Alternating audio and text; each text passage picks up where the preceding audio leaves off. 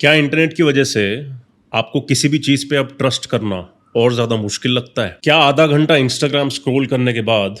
अंदर एक घिनौनी या गंदी या डिस्गस्टिंग फीलिंग आती है? पर्सनल ओपिनियन आपका क्या है जब आप देखते हो कि हर दूसरी या तीसरी लड़की नेकेड हो रही है इन सोशल मीडिया प्लेटफॉर्म्स के ऊपर, और वो भी कोई आर्टिस्टिक या क्रिएटिव तरीके से नहीं, इन अ वे मुजरा ही चल रहा है। मैं यहाँ पे विमेन एम्पावरमेंट के अगेंस्ट नहीं हूँ, बट कौन सी विमेन एम्पावर हो रही हैं वर्सेस कौन सी विमेन मिसलीड करी जा रही हैं, हमें उसका ध्यान रखना चाहिए हमारी ही विमेन के लिए और हमारी ओवरऑल कम्युनिटी के लिए, जिसमें विमेन मेन सब लोग एक बहुत ही इंपॉर्टेंट और इंटेग्रल पार्ट है। नमस्ते एवरीवन, ये सेकंड वीडियो है सोशल कमेंट्री वाले सीरीज में, और इस सीरीज को मैं सोच रहा हूँ नाम दे देना beyond the bullshit. Beyond the bullshit क्यों? क्योंकि हम लोग को हर एंगल से गधा बनाया जाता है और हम लोग को कहीं पे भी सच मानना या सच ढूंढना बहुत ज़्यादा मुश्किल कर दिया गया है कॉमन मैन के लिए। ठीक है, और इस प्लेलिस्ट के पीछे की जो रीजनिंग है, आप पहला वीडियो देख सकते हो ताकि आप समझ सको कि मैं ये क्यों बना रहा हूँ। क्योंकि आप अगर नए हो मेरे काम से तो आप हमारी कम्युनिटी में बहुत बाद में आ रहे हो, जिसमें कोई प्रॉब्लम नहीं है, लेकिन काफ़ी कुछ आपको कैचअप करना पड़ेगा ताकि आप साइकोलॉजिकली समझ सको हमारी कम्युनिटी क्यों बाकी के इंटरनेट वाले लोगों से अलग है। क्योंकि उनके अंदर एक अंदर से जगना शुरू हो चुका था काफ़ी टाइम पहले, और वो अंदर से जगना बहुत ज़्यादा ज़रूरी है अगर आप चाहते हो आपकी लाइफ में संतुष्टि आए। अभी एक ऐसा टाइम आ रहा है कि अगर आप पैसे भी कमा रहे हो तो भी लोग खुश नहीं है, अगर आपका रिलेशनशिप भी है तो भी लोग खुश नहीं है, हर तरीके से कहीं ना कहीं प्रॉब्लम है और सोसाइटी ओवरऑल ज़्यादा बीमार है। तो उसके लिए मैं ये वीडियो बना रहा हूँ ताकि पर्सनली आपको आगे जाके अपनी लाइफ में इनर पीस महसूस हो सके, एज वेल एज आपको news channel, society, government, politics ये सब गधों की तरह मिसलीड ना कर सकें और आप अपने लिए इंडिपेंडेंट सॉवरेन डिसीजंस ले सकते हो जो आपके लिए और आप जिन लोगों की केयर करते हो उनके लिए अच्छा होगा, जिसकी वजह से ओवरऑल कम्युनिटी सबके लिए अच्छा होगा। तो फर्स्ट ऑफ ऑल एक न्यूज आई कि ट्विटर जैसे प्लेटफॉर्म अब चार्ज करेगा अपने यूजर्स को लाइक करने के लिए, पोस्ट करने के लिए, बुकमार्क करने के लिए। मतलब कोई भी फीचर जो बेसिकली फ्री होती थी उसके लिए लोग चार्ज करेंगे, और सेम न्यूज शायद इंस्टाग्राम की तरफ से भी आने वाली है। अब मैं यहां पे बताना चाहता हूं कि फर्स्ट ऑफ ऑल ये कंपनीज बनी ही इनके यूजर्स की वजह से हैं। बेसिकली मैसेज करने के लिए बहुत सारे ऐप्स हैं। व्हाट्सएप क्यों है सबसे ज्यादा पॉपुलर? क्योंकि सबसे ज्यादा लोग उस ऐप के ऊपर हैं, जिसकी वजह से एक प्रिंसिपल होता है जिसको हम कहते हैं नेटवर्क इफेक्ट। मतलब एक नेटवर्क के अंदर जितने ज्यादा पार्टिसिपेंट्स आ जाते हैं उतना ज्यादा उस नेटवर्क की नेटवर्थ बन जाती है। जिस तरह से इंटरनेट है, अगर आप और मैं इंटरनेट नहीं यूज कर रहे होते तो उतना सा एक फ्रैक्शन ऑफ इंटरनेट का पावर कम हो जाएगा। आई नो दो लोगों से कुछ नहीं होता है, लेकिन आप ये प्रिंसिपल अगर समझोगे तो आप हम लोगों की कलेक्टिव पावर समझोगे जो हम अपना सकते हैं, यूज कर सकते हैं, ताकि ये दरिद्रता जिसमें सोसाइटी जा रही है उससे हम बाहर आ सकें और दूर जा सकें और एक अच्छी लिविंग अचीव कर पाए अपनी लाइफ में। तो ये जो सारे प्रोडक्ट्स हैं सोशल मीडिया वाले, एज वेल एज जितने भी ये एप्स एटसेट्रा हैं, इनके जो यूजर्स हैं हम ही इनके प्रोडक्ट्स हैं। मतलब ये लोग हमारी वजह से चलते हैं, एज वेल एज हम अगर यहाँ पे नहीं हुए तो ये नहीं चल सकते। एज वेल एज ये तो वो था जो हमें फिर भी पता है, लेकिन बहुत जो हमें नहीं पता था वो ये था कि स्टार्टिंग से ये हमारे बारे में इंफॉर्मेशन इकट्ठा कर रहे थे। मतलब ये हमारे ऊपर स्पाई कर रहे थे पूरे टाइम। और ये अब काफी कॉमन नॉलेज है कि अगर आप किसी से फोन पे भी बात कर रहे हो और अपने घर पे किसी से बात कर रहे हो कि शायद हमें फ्रिज लेना है, उसके बाद आपको फ्रिज की एड्स दिखाई देंगी एक ऐप के ऊपर जिसका आपके फोन कॉल से कुछ भी लेना देना नहीं था। तो ये पूरे टाइम आपका माइक यूज करते हैं, पूरे टाइम आपका कैमरा यूज करते हैं, और आप लोग को ये शायद पता ना हो, लेकिन ये लोग पूरे टाइम आपका डेटा कैप्चर करते हैं, आपका फिजिकल मूवमेंट भी कैप्चर करते हैं आपकी लोकेशन के थ्रू, एज वेल एज आपके फोन के अंदर जितने अलग अलग सेंसर्स हैं उन चीजों के थ्रू। और अब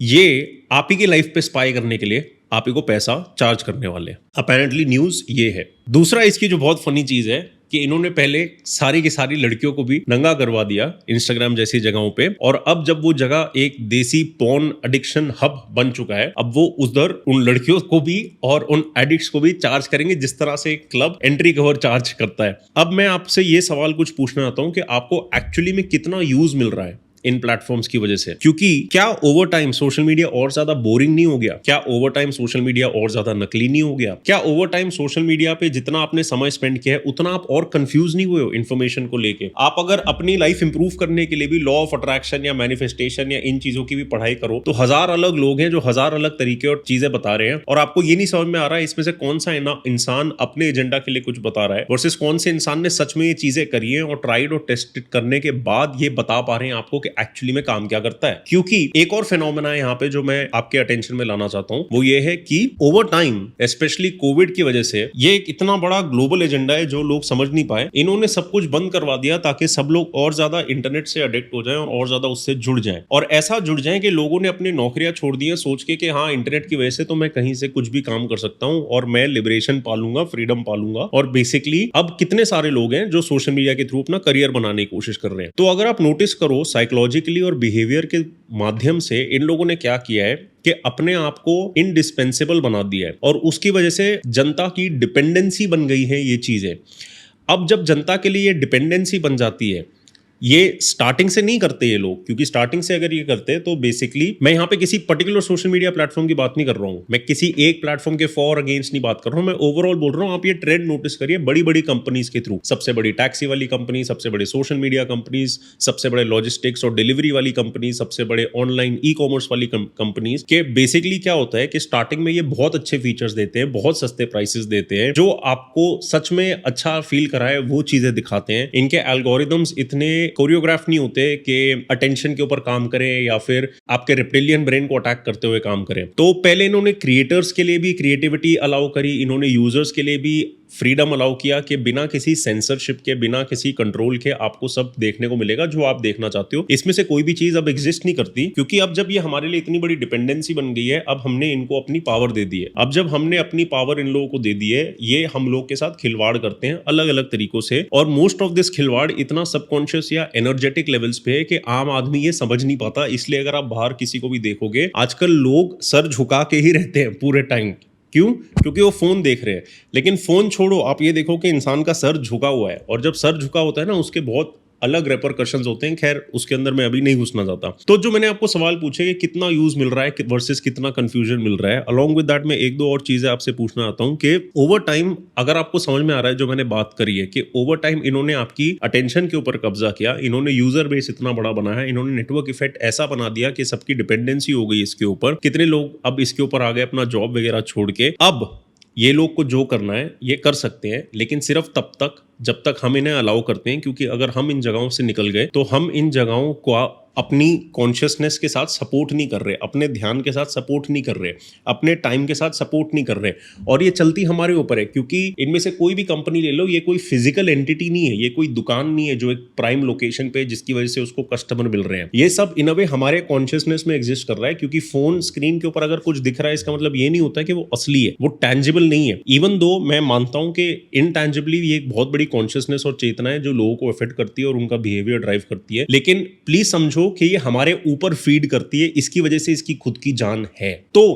अगर ये जिस तरह से चल रहा है आगे ऐसा ही चलता रहा तो ये लोग बेसिकली हमें और ज्यादा आइसोलेशन, और ज्यादा अंधेरा और डार्कनेस, क्योंकि इन्होंने ना एक इल्यूजन ऑफ कनेक्शन दे दिया है सब लोगों को, जबकि रियल लाइफ में हम सबके कनेक्शन और ज्यादा कम हो गए हैं। रियल लाइफ में हम सबके दोस्त और ज्यादा कम हो गए हैं। रियल लाइफ में हमारा फैमिली के साथ टाइम स्पेंड करना और ज्यादा कम हो गया है। तो और आइसोलेशन और डार्कनेस और lack of trust in everything की तरफ ये हमें लेके जाएंगे, अगर हम समझ नहीं सकते कि हमें इससे बचने की बहुत ज्यादा जरूरत है, और अपने फायदे के लिए एज वेल एज ग्लोबली सब लोगों के फायदे के लिए। तो इसका ऑल्टरनेटिव क्या है आगे के लिए? हमारी होप क्या है? हमारी होप ये है कि कलेक्टिव कम्युनिटी साथ में बन जाए लोकलाइज्ड लेवल्स पे। मतलब आज ऐसा है कि इंटरनेट ने पहले हमें सपने बेचे कि हमें अगर कोई चीज़ पसंद है और हो सकता है हमारे एरिया में वैसा कोई हो ना, तो हम across borders, across different distances लोगों के साथ कनेक्ट कर सके जिनके साथ हमारे इंटरेस्ट या ये सब चीज़ें मैच करती हैं। आप ये सब चीज़ें आज रियल लाइफ में इन फिजिकल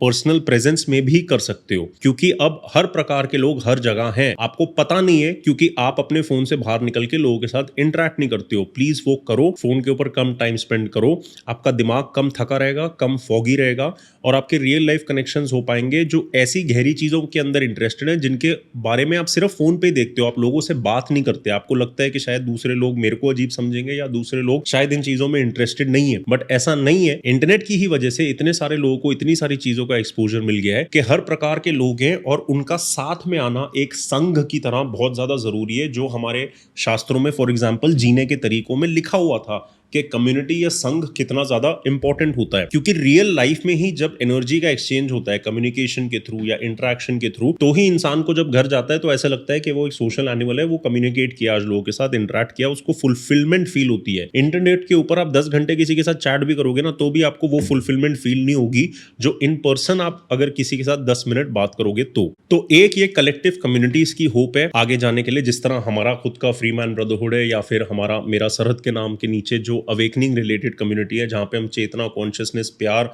खुद को समझने, खुद को ढूंढने और जिंदगी के कौन से ट्रैप्स हैं जो हमें दिखते नहीं लेकिन हम बार बार उनके अंदर गिरते रहते हैं, इन चीजों के आसपास जैसे हमने कम्युनिटीज बनाई हुई है। आपका कोई भी इंटरेस्ट हो, म्यूजिक हो, स्पोर्ट्स हो, ये तो बहुत बेसिक लेवल के हैं, इससे और गहरे और सोफिस्टिकेटेड और अजीब तरीके के भी हों, आपको हर टाइप के लोग हर जगह मिल सकते हैं, लेकिन सिर्फ अगर आप अपनी फोन से निकलोगे। दूसरा जो एक होप है कि डिसेंट्रलाइज्ड काइंड ऑफ प्लेटफॉर्म्स आगे आए, क्योंकि इन सारे प्लेटफॉर्म्स ने क्या किया है, इनके पास पावर एक सेंट्रल जगह पे है, ठीक है, ये सेंट्रली कुछ लोग ओन करते हैं, वो लोग को कौन ओन करता है ये भी हमें पता नहीं, लेकिन बेसिकली ये सारे एजेंडाज वो हमारे ऊपर लगा सकते हैं, क्योंकि पूरी डिसीजन मेकिंग एक सेंट्रल जगह से आ रही है, जो लोगों के साइकोलॉजी, बिहेवियर, इन सारी चीजों के साथ खेल सकते हैं अपने प्रॉफिट के लिए या अपनी मार्केटिंग के लिए, या जो भी ये बेसिक लेवल के उनके फायदे हैं वर्सेस जो ज्यादा गहरे और कॉन्शियसनेस के लेवल के बहुत इविल वाले फायदे भी हैं। तो ये जो डिसेंट्रलाइज्ड प्लेटफॉर्म्स की होप है, जिस तरह से यूएस में जब इलेक्शंस की रिगिंग करी गई थी, उन लोगों को पकड़ा गया था बेसिकली, ये जो बड़ी बड़ी टेक कंपनीज हैं, तो उसके बाद ऑल्टरनेटिव्स निकल के आए थे। पार्लर एक कंपनी थी, रंबल एक कंपनी थी, ऐसे अलग अलग कुछ कंपनीज थी जिनमें से किसी ने भी अभी मेन स्ट्रीम अटेंशन या मेन स्ट्रीम ट्रैक्शन कैच नहीं करी। लेकिन होप यही है कि ये जो ट्रांजिशन पीरियड है, जहां पे हमें दिख रहा है कि इंटरनेट टूट रहा है, किसी ज्यादा काम का हो नहीं रहा हमारे लिए, और हमें माइंडफक ज्यादा करता है कंपेयर टू एक्चुअली हमारी सेवा करना या मदद करना। मतलब